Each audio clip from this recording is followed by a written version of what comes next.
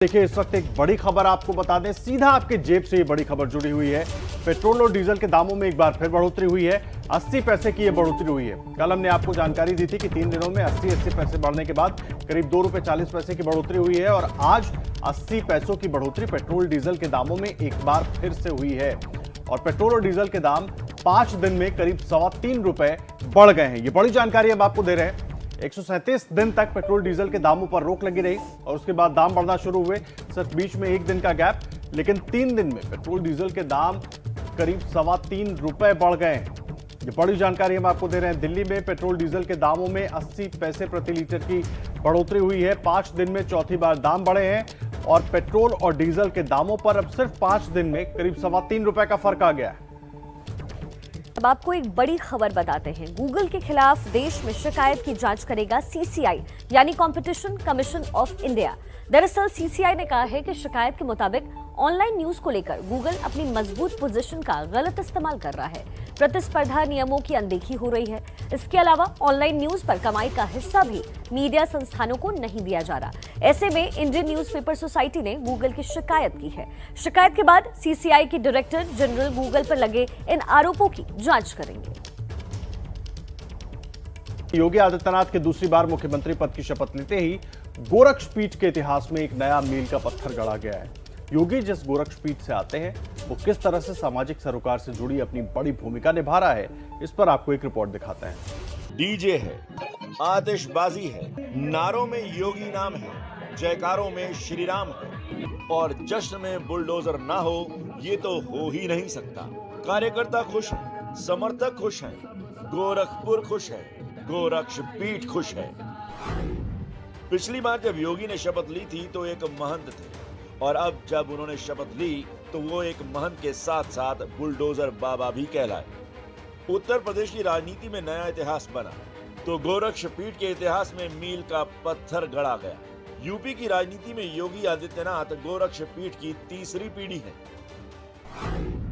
ब्रह्मलीन महंत दिग्विजयनाथ भी गोरखपुर से विधायक और सांसद रहे। इसके बाद महंत अवैधनाथ ने भी विधानसभा और लोकसभा दोनों में प्रतिनिधित्व किया। और अब योगी आदित्यनाथ, सीएम योगी जिस नाथ संप्रदाय के पीठाधीश्वर हैं, उसका असल मकसद सामाजिक समरसता ही है। गोरक्षपीठ ऊंच नीच, छुआछूत और कुरीतियों के खिलाफ समाज को जगाने में अग्रणी भूमिका निभाता रहा है। यहाँ हिंदू और मुसलमान में कोई भेद नहीं है। नाथपंथ का इतिहास देखें तो गोरक्षपीठ के बारे में कई धारणाएं टूटती हैं। 1932 से एक लंबा यहाँ पर स्वास्थ्य और शिक्षा का एक तंत्र खड़ा किए हुए। आप बोहर स्थल में चले जाइए, वहाँ का आप उठा लीजिए। उड़ीसा में कटक के पास आप चले जाइए, वहाँ का उठा लीजिए। बंगाल में आप जहाँ भी नाथ पंथ का ऐसा प्रतिष्ठित मंदिर आपको दिखेगा, वहाँ आसपास के शिक्षा और स्वास्थ्य में उस नाथ पंथ के योगियों का पर्याप्त योगदान आपको दिखाई देगा। आज ये पीठ 4 दर्जन से ज्यादा शिक्षण संस्थाओं को चला रहा है, जहाँ सस्ती और बेहतर शिक्षा दी जा रही है, जिसका फायदा हर वर्ग जाति के छात्रों को हासिल है। ट्यूशन जो प्राइवेटली रन कर रही है उसके मुकाबले जो हमारी यूनिवर्सिटी है यहाँ पे कम फीस और उस हिसाब से यहाँ पे पढ़ाई की जो व्यवस्था है वो बेहतर। ये गोरखनाथ चिकित्सालय है जहाँ मरीजों का सस्ता और अच्छा इलाज होता है। यहाँ गरीब लोगों को अपने इलाज के लिए कोई पैसा नहीं देना होता, सब कुछ फ्री है, हर वर्ग के लिए, हर जाति धर्म के लिए। यहाँ इलाज क्या सुना आपने, अच्छा होता है? जी बहुत अच्छा होता है। गोरक्षपीठ के परिसर में कई ऐसी दुकानें हैं जिन्हें मुस्लिम धर्म के लोग चलाते हैं। गोरक्षपीठ से रिश्ता पीढ़ियों का है। हर सुख दुख में मंदिर से परिवार जैसी मदद और साथ मिला है। मोहम्मद उमर अंसारी बड़े गर्व के साथ बताते हैं कि उनका पीठाधीश्वर से संबंध काफी पुराना है। खुशी की बात है, बहुत अच्छी बात है। गोरखपुर में तमाम विकास भी हुआ है उनके रहते हुए और एकदम घरेलू टर्म्स है। जब आते हैं महाराज जी तो हम लोग मिलने भी जाते हैं, वो भी कभी कभार जब मौका रहता है तो आते हैं घर पे। नाथ पंथ और गोरक्षपीठ की मूल धारणा में सबका साथ सबका विकास रहा है। इसलिए अगर आज योगी सरकार सबका साथ सबका विकास की बात कर रही है तो इसके बीज इस मंदिर में ही छिपे हुए हैं। देखिए, दूसरे कार्यकाल के लिए शपथ ग्रहण के बाद योगी सरकार ने कामकाज संभाल लिया है। नया उत्तर प्रदेश बनाने के प्रण के साथ सीएम योगी ने कल ही शपथ ली और मंत्रियों के साथ मंत्रणा भी शुरू कर दी। मंत्रिपरिषद और अधिकारियों के साथ आज फिर बैठकों का दौर जारी रहेगा।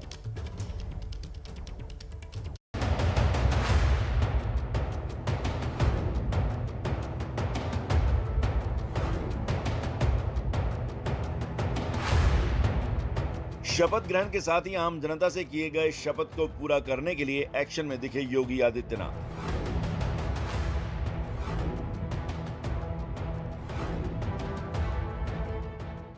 शाम तक शपथ ग्रहण चला और उसके तुरंत बाद रात में मंत्रियों के साथ 2 से ढाई घंटे की लंबी बैठक में मंत्री परिषद को क्या योगी मंत्र मिला, मंत्रियों ने उसके बाद क्या कहा, उससे पहले ये जानिए कि आज भी योगी सरकार के नए मंत्रिमंडल की बैठक तय है। सुबह 10 बजे मंत्रिपरिषद की बैठक होगी। सुबह 11:30 बजे योगी ने सचिव रैंक से ऊपर के सभी IAS अफसरों की बैठक बुलाई। 2-3 दिनों में मंत्रियों के विभागों का बंटवारा भी कर दिया जाएगा। आज होने वाली बैठक में सीएम योगी मंत्रियों के सामने वो रोड मैप पेश करेंगे जिस पर अगले 5 साल योगी राज को चलाया जाएगा। जबकि कल रात हुई मंत्रिपरिषद की पहली बैठक में जान पहचान और परिचय का सेशन चला। संपूर्ण मंत्रिपरिषद के जितने भी हमारे साथी थे, माननीय मुख्यमंत्री जी के साथ और सभी मंत्रियों का एक दूसरे मंत्रियों के साथ भी परिचय का कार्यक्रम आज यह लंबा, चूंकि पूरा ब्यौरा उनका कि सार्वजनिक सामाजिक जीवन में, राजनीतिक जीवन में, शिक्षा में कब किसने क्या क्या यात्रा की है, तो कल 10 बजे फिर हम लोग बैठेंगे मंत्रिपरिषद के सभी साथी। कल रात हुई बैठक में योगी सरकार के सभी मंत्री शामिल हुए। सहयोगियों की तरफ से संजय निषाद भी थे जो काफी खुश नजर आए। उन्होंने इस लायक समझा और आज एक जिम्मेदारी दी और सबका परिचय था आज के बैठक में एक दूसरे का। वहाँ भी बहुत सीखने को मिला कैसे संघर्ष किया जाता। अलग अलग लोगों ने अलग अलग तरीके से संघर्ष करके यहाँ पहुँचे हैं। कहाँ कहाँ सफलता हुई है, कैसे सफलता मिली है। संजय निषाद के मुताबिक सीएम योगी ने राजनीतिक जीवन का बड़ा मंत्र दिया कि इस मुश्किल सफर पर कैसे चलना है और कैसे फिसलने से बचना है। योगी आदित्यनाथ ने, हम चूँकि नए थे, नए लोगों को किस तरीके से संभलना होगा, कहाँ से फिसलने से बचना होगा और कौन फिसलाता है कौन फुसलाता है उससे संभलना होगा, वो सारी चर्चाओं पर बात। बलिया से चुनाव जीतकर विधायक बने दयाशंकर पहली बार मंत्री बने हैं। उन्होंने बताया कि मंत्रियों के साथ सीएम की बैठक में लंबी मुलाकात के दौरान क्या बात हुई। आज सभी मंत्रिपरिषद के सभी लोग एक दूसरे से परिचय हुआ। बहुत सारे लोगों का आपस में परिचय था, कुछ लोग ऐसे थे जिनके परिचय नहीं था। तो सभी के पूरे अब तक के उनके राजनीतिक जीवन में या अपने व्यक्तिगत जीवन में सबके बारे में एक पूरा विवरण, एक परिचय हुआ।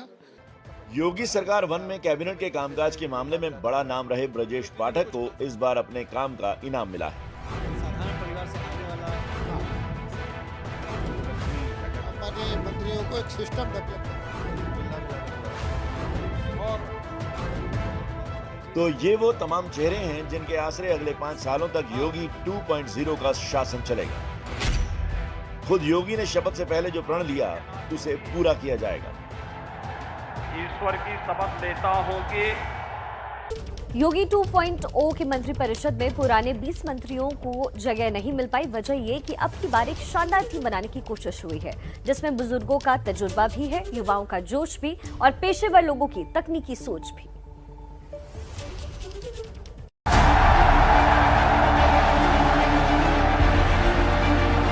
मैं आदित्यनाथ योगी ईश्वर की शपथ लेता हूं कि दूसरे कार्यकाल में योगी आदित्यनाथ के सामने चुनौतियां बड़ी हैं, मसलन सुशासन, विकास और सुरक्षा के मामले में, जिस पर खरा उतरने के लिए योगी आदित्यनाथ ने एक बेहतर मंत्रिपरिषद बनाने की कोशिश की है। कल योगी आदित्यनाथ के साथ कुल 52 मंत्रियों ने भी शपथ ली है, जिसमें 18 कैबिनेट मंत्री, 12 राज्य मंत्री स्वतंत्र प्रभार और 20 राज्य मंत्री शामिल हैं। ये तो हुई संख्या की बात, लेकिन बड़ी बात यह है कि अब की बार मंत्रिपरिषद फाइनल करने से पहले लखनऊ से लेकर दिल्ली तक कई बार बड़ी बड़ी बैठकें हुई। पुराने 20 मंत्रियों को छांट दिया गया जिनके प्रदर्शन से पार्टी और सीएम संतुष्ट नहीं थे। और तो और इस बार मंत्रिपरिषद में हर क्षेत्र के लोगों को जगह देने की कोशिश हुई है। पेशेवर लोगों को मंत्री बनाया गया है। लेकिन आज जो पूरी परिचय की बैठक थी, बहुत अच्छी बैठक हुई और सभी लोगों ने अपना अपना परिचय दिया और बहुत शानदार टीम है। इस बार की मंत्रिपरिषद बहुत शानदार है और उसमें हर प्रकार का कहिए कि गुण भरा हुआ है पूरी मंत्रिपरिषद के अंदर। अब एक नजर डालिए कि इस बार मंत्रिपरिषद की तस्वीर कैसी है। मंत्रिमंडल की औसत उम्र 54 साल है। सबसे बुजुर्ग मंत्री अरुण कुमार हैं, 70 साल के। सबसे युवा मंत्री हैं 30 साल के संदीप सिंह। सबसे ज्यादा शिक्षित मंत्री हैं डॉक्टर सोमेंद्र सिंह तोमर, पीएचडी। सबसे कम पढ़े मंत्री हैं राकेश राठौर, 8वीं पास। 21 मंत्रियों के खिलाफ आपराधिक मुकदमे हैं। योगी मंत्रिपरिषद में इस बार 45 करोड़पति हैं। खन्ना साहब क्या कहेंगे? 2 घंटे की लगभग चर्चा हुई, क्या बातचीत हुई? हम तो आप लोगों की चिंता कर रहे हैं कि आप लोगों के लिए सुशासन हो और विकास का पहिया बहुत तेजी से घूमे। सारी चर्चा जो है इसी के इर्द गिर्द है। तो शपथ ग्रहण भी हो गया, मंत्रिपरिषद भी बन चुका है, लेकिन अब योगी 2.0 के सामने असली अग्निपथ है, क्योंकि चुनौतियां बड़ी हैं और इस बार विपक्ष भी पहले के मुकाबले ज्यादा मजबूत है। देखिए, योगी कैबिनेट में इस बार मोहसिन रजा को जगह नहीं मिल पाई। इस पर उनसे बात की हमारी संवाददाता मनुग्या लोईवाल ने। हमारे साथ है मोहसिन रजा साहब, पूछते हैं उनसे ही कि पिछली बार और इस बार की सरकार में क्या अंतर रह गया है। कोई अंतर नहीं है। सरकार हमारी जब जब बनती है सेवा भाव के लिए भारतीय जनता पार्टी का एक एक कार्यकर्ता देश और देश के लोगों के लिए समर्पित रहता है। हमारे लिए राष्ट्र और राष्ट्र के लोग, हम राष्ट्रवाद से शुरू करते हैं और राष्ट्र के लोग तक जाते हैं। तो इसलिए जो सरकार हमारी पिछली थी और अभी जो आई है वो सरकार उसी का परिणाम है कि उत्तर प्रदेश की 24 करोड़ जनता ने आदरणीय मोदी जी की योजनाओं पर, आदरणीय योगी जी के काम पर मोहर लगाई है और उसका ये परिणाम है। और आगे आज के बाद से जिस तरह से आपने देखा ये जनसमूह उमड़ा, ये कार्यकर्ता हैं, ये कोई और नहीं है। सरकार ने आप पर क्यों नहीं मोहर लगाई इस बार? मैंने कहा हमारे यहाँ तो दायित्व मिलता है, हमारे यहाँ कोई ऐसी चीज है ही नहीं। जिसको जो दायित्व मिलेगा वो बहुत अच्छे से निर्वाह करता है। हमारा एक एक कार्यकर्ता समर्पित है, बूथ से लेकर और जनपद तक का एक एक कार्यकर्ता, आदरणीय मोदी जी से लेकर और बूथ का कार्यकर्ता, हम सबका काम ही है जनता की सेवा करना। कोई मलाल रह गया फोन नहीं आया तो? कोई मलाल इसलिए नहीं है, जब मैं कुछ नहीं था तब इस कार्यकर्ता को यहाँ बैठाला था। आज मुझे कोई और दायित्व दिया है, वो काम पूरा करेंगे। यही कार्यकर्ताओं की पार्टी है, यही विशेषता है भारतीय जनता पार्टी की। एक आवाज हमेशा उठती रही है कि जब भी आप बात करिए तो पर्टिकुलर सरनेम से, समुदाय से, मुसलमान से बीजेपी की थोड़ी सी तलखी रही है। कैसे देखते हैं? ऐसा तो कुछ नहीं है। हम तो बिल्कुल भी इस तरह की बात हम लोग कभी नहीं करते हैं, क्योंकि हमारे लिए जो भी योजनाएं आदरणीय मोदी जी ने बनाई हैं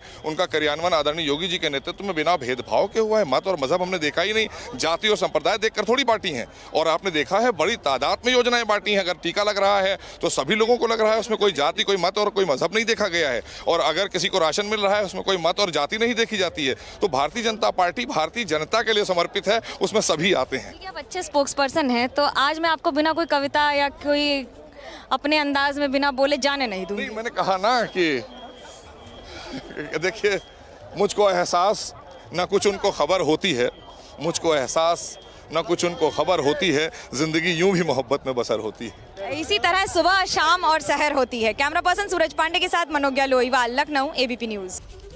देखिए, पिछली सरकार में मंत्री रहे मोहसिन रजा की छुट्टी हुई तो इस बार योगी कैबिनेट में इकलौते मुस्लिम मंत्री हैं दानिश आजाद अंसारी।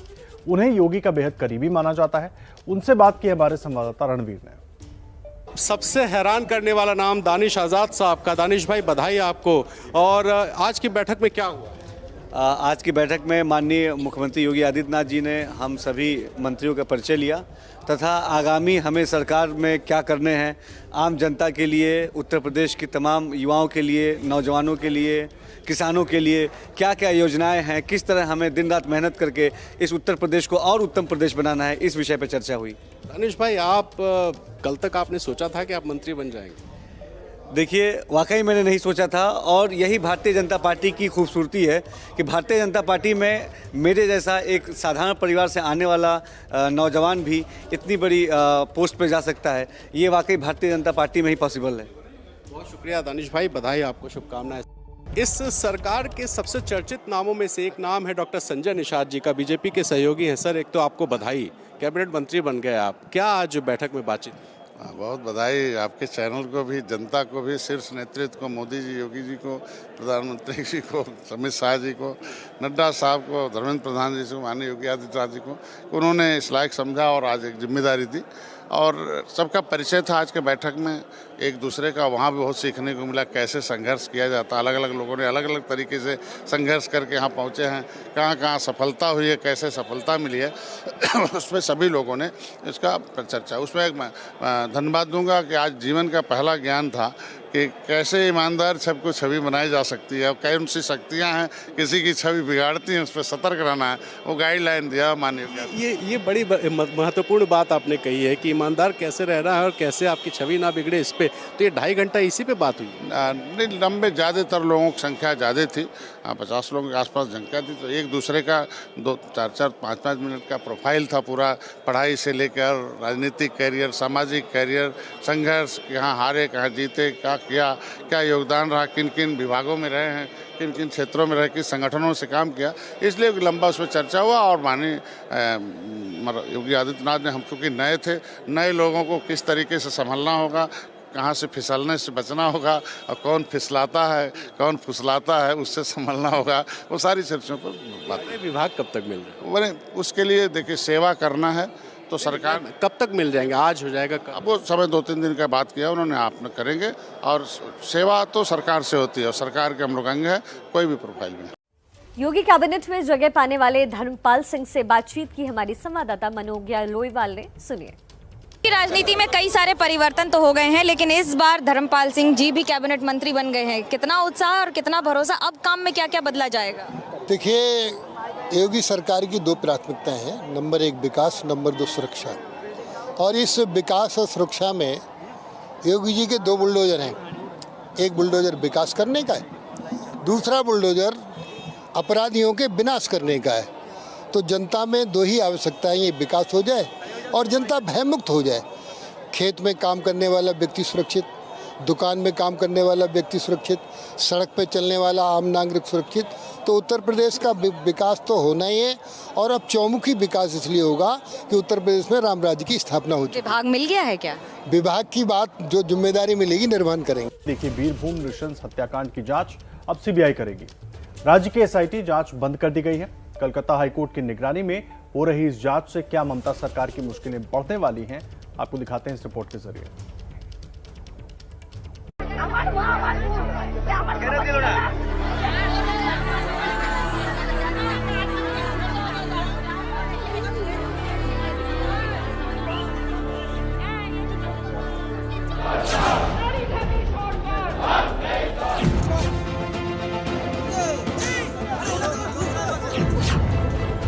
बीरभूम हत्याकांड में सीबीआई जांच शुरू।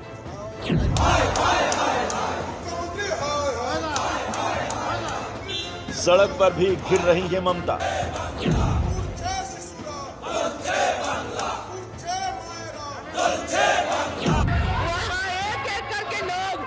तो संसद में भी हो रहा है वार।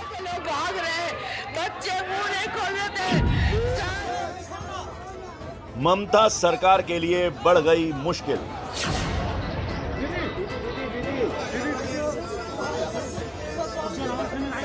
পুলিশের প্রোটেকশন দিয়ে তাকে বাড়িতে ঢোকাবে। अब तक रामपुर हाट कांड की जांच एसआईटी के हाथ में थी, जिसकी कमान ममता बनर्जी के पास थी। लेकिन अब इसकी जांच पहुंच गई है सीबीआई के पास, जिसकी कमान केंद्रीय गृह मंत्री अमित शाह के हाथ में है। कल कलकत्ता हाईकोर्ट में सुनवाई के बाद सीबीआई जांच का फैसला लिया गया। फैसले के मुताबिक रामपुर हाट कांड की सीबीआई जांच हाईकोर्ट की निगरानी में होगी। 7 अप्रैल तक कोर्ट में रिपोर्ट जमा करनी होगी। राज्य की एसआईटी की जांच बंद करने का आदेश दे दिया गया है। 24 मार्च को ही पश्चिम बंगाल की मुख्यमंत्री ममता बनर्जी ने रामपुर हाट का दौरा किया था। उनके दौरे के बाद ही बंगाल पुलिस ने एक्शन में आते हुए टीएमसी के ब्लॉक अध्यक्ष अनारुल हुसैन समेत कुल 20 लोगों को गिरफ्तार किया था। दरअसल टीएमसी सरकार के होते हुए निष्पक्ष जांच पर सवाल उठ रहे थे। इसी के बाद सीबीआई जांच का आदेश दिया गया। सीबीआई की टीम कलकत्ता हाईकोर्ट से जांच के लिए हरी झंडी मिलते ही एक्शन में नजर आई। दिल्ली से सीबीआई की टीम ने घटनास्थल पर पहुंचकर इलाके के 10 से अधिक लोगों को जिंदा जलाने के मामले में गिरफ्तार कर मुकदमा दर्ज किया। सीबीआई की टीम में सीएफएसएल के एक्सपर्ट भी शामिल हैं। सीबीआई की इस जांच से टीएमसी के कुछ और नेताओं पर शिकंजा कस सकता है, क्योंकि मामला वसूली के पैसों को लेकर हुए बंटवारों से जुड़ा बताया जा रहा है। ममता बनर्जी बहुत सारे घोषणा किया, बहुत सारे वादा किया। इन्होंने कोलकाता हाई कोर्ट को प्रभावित करने का कोशिश किया, जो सीबीआई इंक्वायरी का आदेश ना हो। लेकिन कोलकाता हाई कोर्ट आईन प्रभावित नहीं हुआ और सीबीआई इंक्वायरी का आदेश दे दिया। कोर्ट का इस फैसला से खुश है जो सीट को कैंसिल करके सीबीआई इंक्वायरी का आदेश दिया। इस बार जो दोषी है वो पकड़ा जाएगा और असली इसका पीछे क्या राज है सारे जनता का सामने उभर के आ जाएगा। हमारा पर्सनल ले लीजिए तो सीट ठीक ठाक इंक्वायरी कर रही थी, 22 आदमी का अरेस्ट हुआ है और हमारे जो विक्टिम फैमिली है वो भी सेटिस्फाइड है जो यहाँ अरेस्ट हो रही है। CBI best officers of the country are in CBI, मगर उन्हें पॉलिटिकल यूज करके सीबीआई का इज्जत को सेंट्रल गवर्नमेंट और बीजेपी सरकार खराब कर दे रहा, ये हमारे आरोप है। टीएमसी नेता भादु शेख की हत्या के बाद हिंसा हुई थी, जिसमें 2 बच्चों समेत 8 लोगों को पिटाई के बाद जलाकर मार दिया गया था। मामला इतना दर्दनाक है कि बीजेपी सांसद रूपा गांगुली सदन में मामले का जिक्र करते हुए भावुक हो गईं।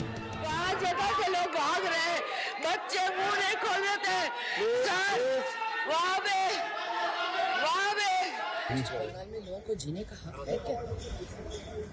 मुझे तो लगता है पश्चिम बंगाल में लोगों को जीने का हक ही नहीं। आप दिन दहाड़े गोली चला रहे हो, शाम को बाजार करने कोई जाता है वहाँ पे गोली से बाइक में जा रहा है, कोई दुकान के सामने ऐसा ही सीधा सामने के गोली मार दे।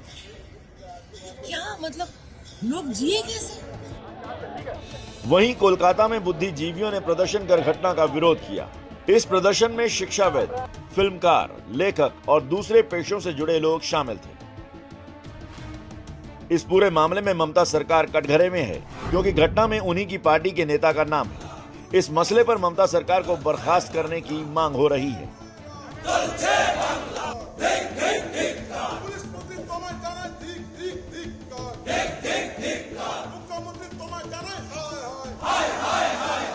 इस वक्त एक बड़ी खबर मिल रही है। आज फिर से 80 पैसे बढ़ गए हैं पेट्रोल और डीजल के दाम। 5 दिन में 3.25 रुपए बढ़ा है कीमत। आपको बता दें पेट्रोल डीजल का रेट बढ़ गया है, 5 दिनों में 3.25 रुपए बढ़ा और अब सरकार इसे यूक्रेन युद्ध का साइड इफेक्ट बता रही है। देखिए हमारी ये खास रिपोर्ट। पेट्रोल डीजल की कीमतों में एक बार फिर से इजाफा हुआ है। ये कोई आज पहली बार नहीं बल्कि बीते सप्ताह में यह चौथी बार है जब पेट्रोल और डीजल की कीमतें बढ़ी हैं। आज फिर से जो पेट्रोल और डीजल की कीमतों में इजाफा हुआ है वो 80 पैसे है। पिछले 4 दिनों की अगर हम बात करें तो पिछले 2 दिन एक गैप और फिर से आज 2 दिन यानी कि आज चौथा दिन है जब पेट्रोल और डीजल की कीमतों में 80 पैसों का इजाफा हुआ है। जो नई कीमतें हैं पेट्रोल और डीजल की, बात डीजल की करें तो डीजल की जो नई कीमतें हैं वो इजाफे के बाद 89.87 पैसे हो गए हैं। वहीं बात अगर हम पेट्रोल की करें तो जो पेट्रोल की नई कीमतें हैं वो है 98.61 पैसे। जैसे कि मैं आपको बता दूं कि ये पिछले 1 सप्ताह से लगातार इन दोनों के दामों में बढ़ोतरी की जा रही है। दाम 80 पैसे लगातार बढ़ाए जा रहे हैं। आप देख पा रहे होंगे हमारे स्क्रीन में ये पेट्रोल की नई कीमतें हैं जो 80 पैसे बढ़ाने के बाद आपके सामने हैं। जो नई कीमतें हैं वो 98.61 पैसे हैं। योगी मंत्रिपरिषद की बैठक आज सुबह होने वाली है। आज सुबह 10 बजे ये बड़ी बैठक होगी। इंतजार है कि योगी किस मंत्री को आखिर क्या जिम्मेदारी देने वाले हैं। योगी सरकार की नई टीम बन चुकी है और सबसे बड़ी बात ये कि इस नई टीम में कई नए चेहरों को भी जगह मिली है। तो कुछ ऐसे चेहरे भी हैं जो सबको चौंका रहे हैं। कौन से हैं वो चौंकाने वाले चेहरे, जानने के लिए देखिए हमारी ये खास रिपोर्ट।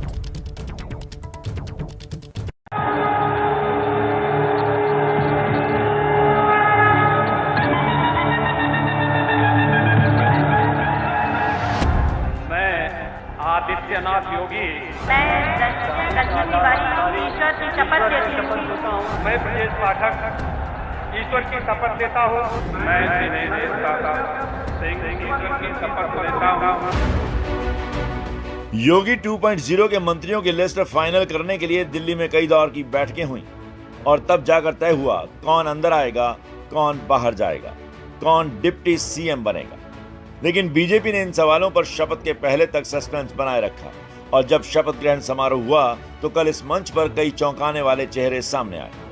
एक एक कर उन चेहरों की बात करते हैं जिनमें सबसे पहला नाम है ब्रजेश पाठक का, जिनके मंत्री बनने पर तो कोई सवाल नहीं था। वो पहले कार्यकाल में भी कद्दावर मंत्री रहे, लेकिन डिप्टी सीएम बनकर उन्होंने लोगों को चौंकाया। लोगों को इस बात की भनक तो थी कि अब की बार दिनेश शर्मा डिप्टी सीएम नहीं बन पाएंगे, पर उनकी जगह भरने के लिए बेबी रानी मौर्य के नाम के कयास लग रहे थे, पर बाजी मारी है ब्रजेश पाठक ने। यानी डिप्टी सीएम पद के लिए ओबीसी ब्राह्मण वाले पुराने समीकरण को ही दोहराया गया है। पिछली सरकार में कानून मंत्री रहे ब्रजेश पाठक जमीनी नेता है। बीएसपी से बीजेपी में आए पाठक एक बार लोकसभा और एक बार राज्यसभा के सांसद भी रह चुके हैं। योगी मंत्री परिषद में सबसे चौंकाने वाले नाम में नरेंद्र कश्यप भी हैं, जो फिलहाल किसी भी सदन के सदस्य नहीं है, यानी उन्होंने विधानसभा चुनाव भी नहीं लड़ा है। जबकि गाजियाबाद जिले की 5 सीटों में से बीजेपी ने 5 पर जीत दर्ज की है, लेकिन मंत्री के लिए मौका मिला नरेंद्र कश्यप को। मंत्री की रेस में इन्होंने गाजियाबाद में अतुल गर्ग, सुनील शर्मा, नंद किशोर गुर्जर सबको पीछे छोड़ दिया।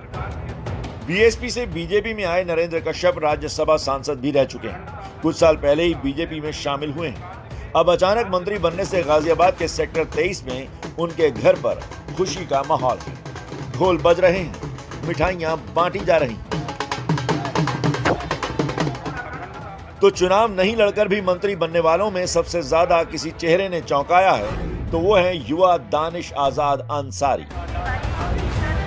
दानिश आजाद अंसारी ने चुनाव नहीं लड़ा। फिलहाल वो यूपी में बीजेपी अल्पसंख्यक मोर्चा के महामंत्री थे, जिन्हें राज्य मंत्री पद की शपथ दिलाई गई है। वो इस सरकार के इकलौते मुस्लिम चेहरे हैं। महज 33 साल के हैं। उन्हें मोहसिन रजा की जगह मौका मिला है। लखनऊ विश्वविद्यालय से मैनेजमेंट में पोस्ट ग्रेजुएट दानिश यूं तो 2010 से एबीवीपी से जुड़े थे, लेकिन इस तरह अचानक वो मंत्री बन जाएंगे, इसका उन्हें भी इल्म नहीं था। सबसे हैरान करने वाला नाम दानिश आज़ाद साहब का। दानिश भाई, बधाई आपको। और आज की बैठक में क्या हुआ?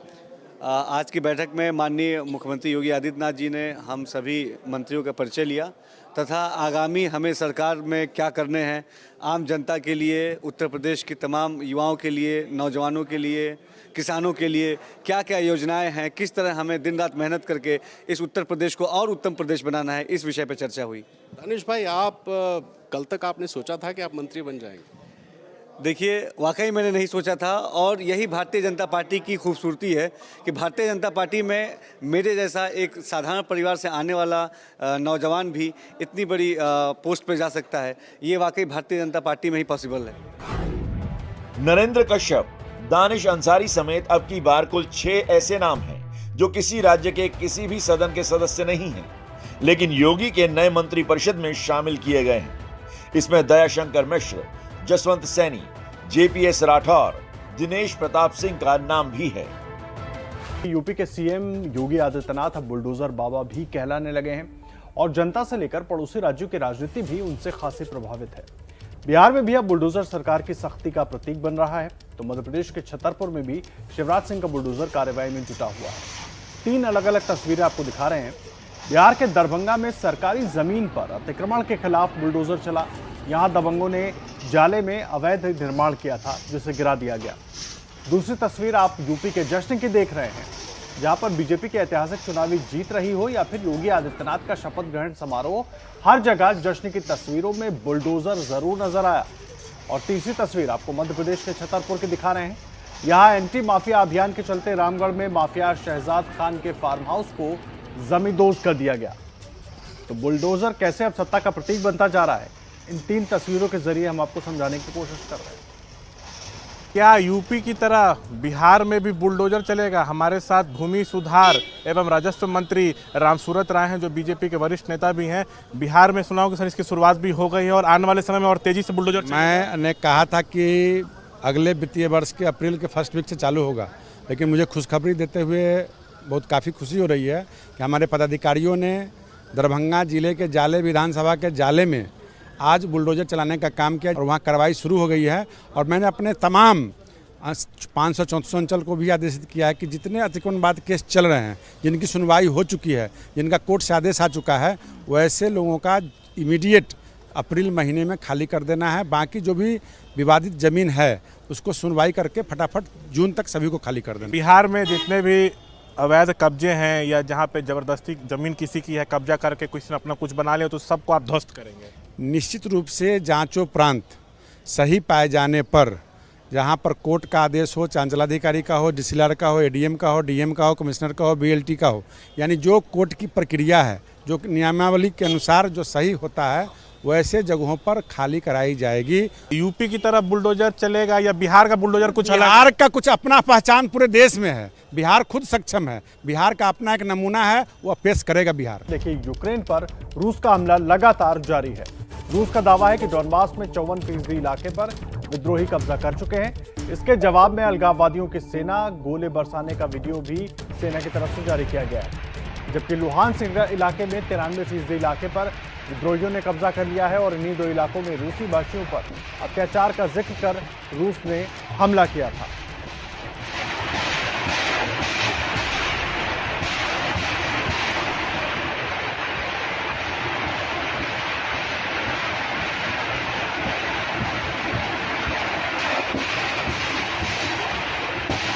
रूस के डॉनबास इलाके की तस्वीरें हम आपको दिखा रहे हैं, जहां पर 54% इलाके पर विद्रोही कब्जा कर चुके हैं।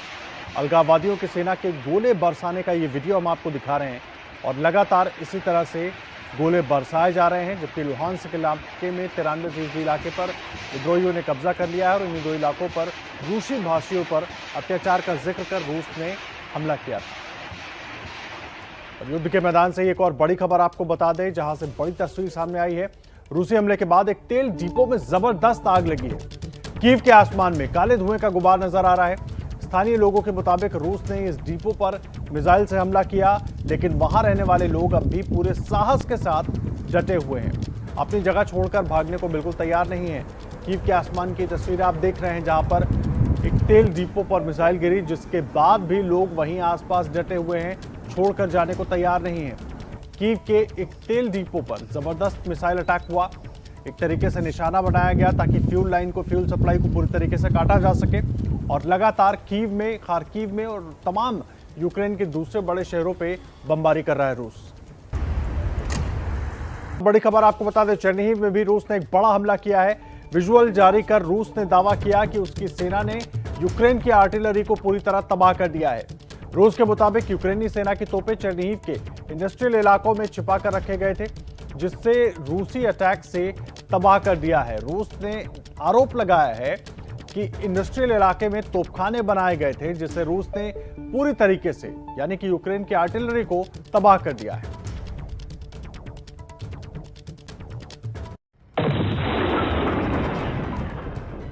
तस्वीरें चेर्निहिव की हैं, जहां रूस की सेना ने धमाके से यूक्रेन की सेना को दहला दिया। रूस का दावा है कि उसने यूक्रेन के छिपे तोपखाने को उड़ा दिया।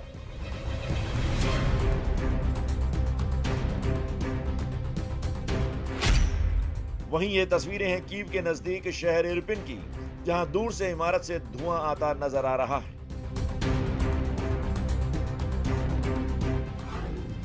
या फिर ये देखिए कीव के नजदीक क्लाइनोव का इलाके की तस्वीरें, जहां रूस के आक्रमण से यूक्रेन के तेल डिपो में लगी आग के धुएं का गुबार हर तरफ फैल गया।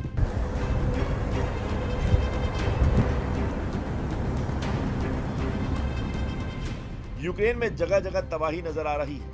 रूस का दावा है कि उसने अपने मकसद का पहला हिस्सा पूरा कर लिया है। एक महीने के युद्ध के बाद रूस ने माना है कि उसके 1351 सैनिक अब तक युद्ध में मारे गए, जबकि 3800 से ज्यादा घायल हुए हैं।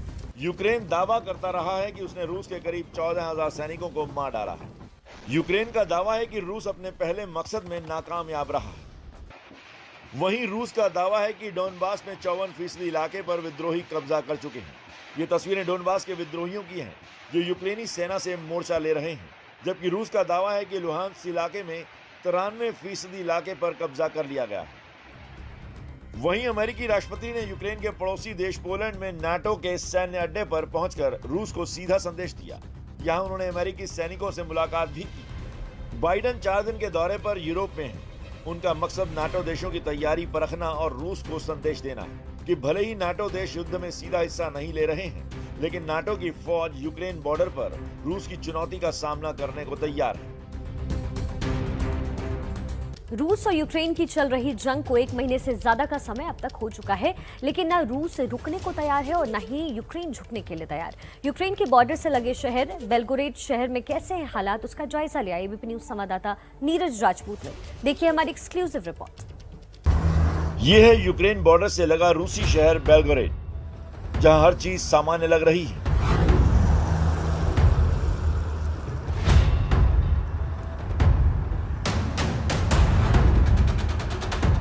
वोल्गोग्राड शहर में कोई ऐसी हमें कोई दिक्कत नहीं दिखाई देती है। यहाँ पर आम दिनों की तरह जो है शहर का वातावरण है, लोग अपने काम पे जा रहे हैं, अपने ऑफिस जा रहे हैं और देखिए बड़ी तादाद में लोग अपने बाहर निकलते हैं, वो सब और बाहर निकल रहे हैं। उनको ऐसा कोई डर जैसा यहाँ नहीं है। लेकिन हाँ, सीमावर्ती जो गांव हैं जो बिल्कुल बॉर्डर पर हैं यूक्रेन के, उनको थोड़ा बहुत खतरा जरूर है। बेलग्रेड के लोगों में यूक्रेन के हालात को लेकर चिंता तो है, लेकिन डर नहीं है। शहर के अंदर ही टैंक म्यूजियम है और वीरता को दर्शाने वाली कलाकृतियां भी, और शहर में थिएटर में नाटक भी दिखाए जाते हैं। द्वितीय विश्व युद्ध में इस शहर ने हिटलर की नाजी सेना का डटकर मुकाबला किया था। उसी समय के टैंकों को धरोहर के रूप में म्यूजियम में सजा कर रखा गया है, जिससे लोगों को इसके इतिहास की जानकारी मिल सके।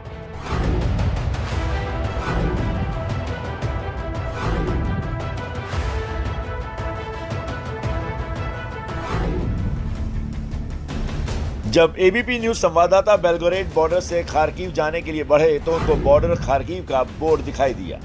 शहर के बाहर निकलते ही बॉर्डर की तरफ जाने पर बेलगोरेड की सड़कों पर रूसी सेना के टैंक यूक्रेन की सीमा की तरफ दौड़ते हुए दिख रहे थे।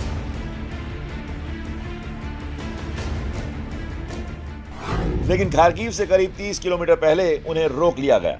ये जो साइन बोर्ड है बेलगोग्राड शहर के बिल्कुल बाहर लगा हुआ है खार्कोव का, दरअसल ये वही खार्किव शहर है यूक्रेन का, जहां पर इस वक्त जो है रूस और यूक्रेन के बीच में भीषण जंग चल रही है। और यहाँ पर बेलगोग्राड से मात्र जो है 70 किलोमीटर की दूरी पर है शहर से, बेलगोग्राड से खार्किव जो यूक्रेन का शहर है वो, और बेलगोग्राड से जो बॉर्डर पॉइंट है निकोटोयोवे का चेक पोस्ट है वो करीब 40 किलोमीटर, और आगे 30 किलोमीटर के करीब खार्किव है।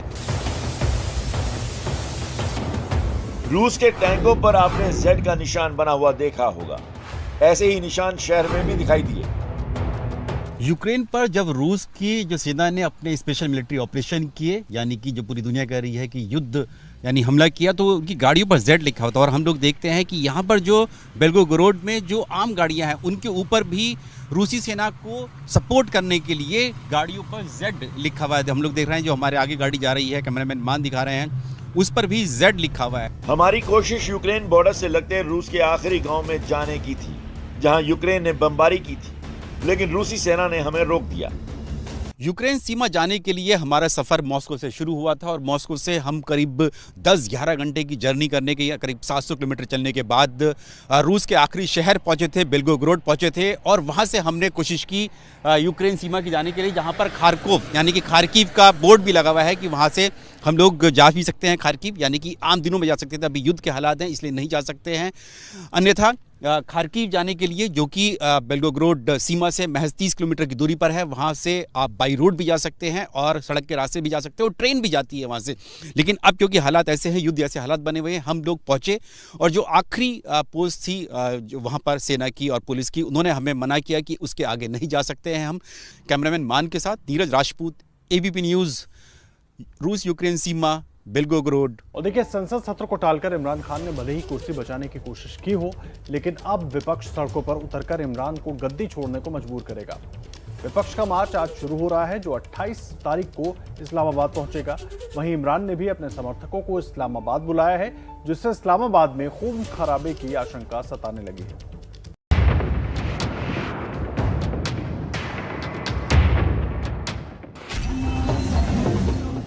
ये है इमरान की बढ़ती मुसीबत।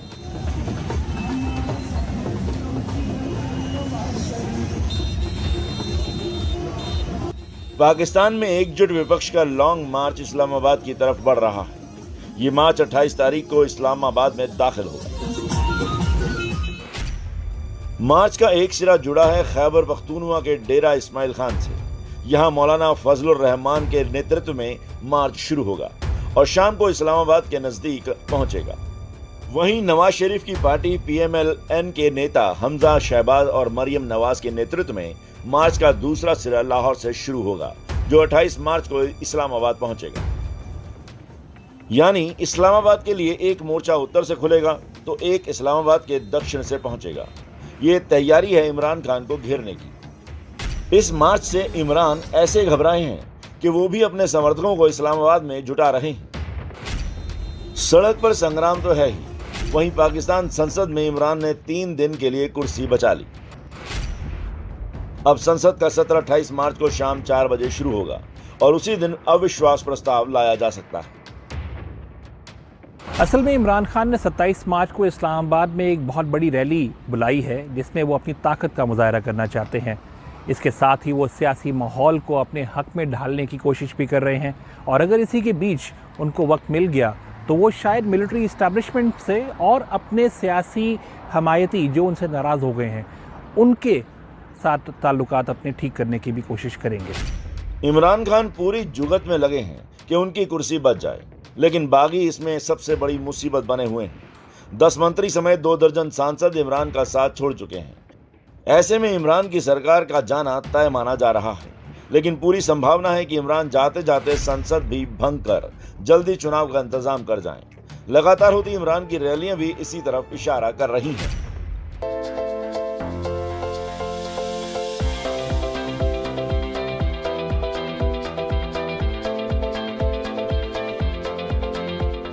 हार के आगे जीत है। जी हां, हाल ही के विधानसभा चुनाव में भारतीय जनता पार्टी के 2 बड़े इंजन जनता की पटरी पे गड़बड़ा गए, लेकिन इससे उनकी काबिलियत तो कोई कम नहीं हो गई। इसलिए पार्टी ने उनको दोबारा से ट्रैक पर ला करके चलाने का फैसला किया है। हम बात कर रहे हैं उत्तर प्रदेश के डिप्टी सीएम केशव प्रसाद मौर्य और उत्तराखंड के सीएम पुष्कर सिंह धामी की।